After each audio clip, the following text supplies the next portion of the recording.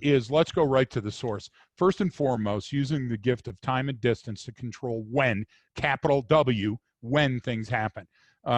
You have the ability to manipulate the op tempo, and you consciously manipulate the operational tempo, so you have the technical and tactical advantage. So what that means is that you control the speed and momentum of contact and whether you do contact or not. Those are things that now you control. By utilizing that, Brian, you can be predictably unpredictable.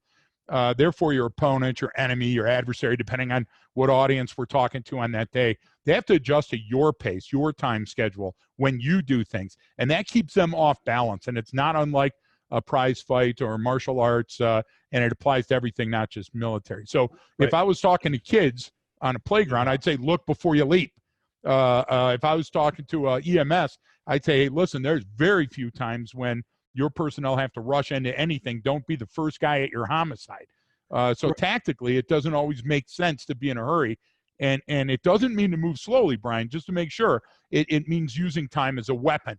It means that we're using time as an insurgent denial tool, a criminal denial tool. We don't let them have the benefit of the upper hand in any contact.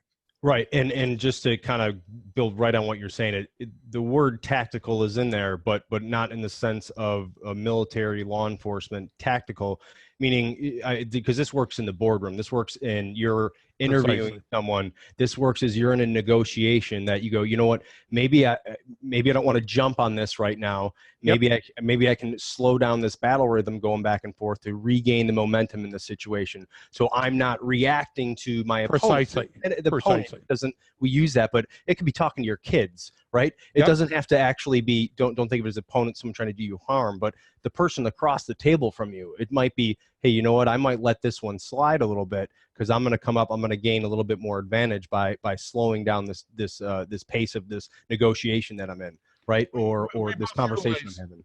We both utilize English as a second language, but both of us did go to school. I'm a product of the Detroit school system. You're a product of the Chicago school system. So we are not the the Rhodes scholars in the room. But I will tell you this: if we take a look back at journalism or interview techniques, or if there's anybody from HR that's listening to us, remember the term pregnant pause. Right. And while you're talking to somebody, if you just and wait for a few seconds, they'll fill that void because people want their say. They very rarely want their way, but they always want their say. So even if we were talking about talking, even if we were talking about a simple interview technique, and you said your kids, looking at your kid and go, Tommy, and then doing the pregnant pause, that's a form of tactical patience. So I would actually separate it, and we don't. Because what we don't want to do is have the murder board and have the Marines sitting there yelling at us about what atmospheric means. But you could have a functional definition that included technical patience as well. Right. It's all under that same umbrella, Brian.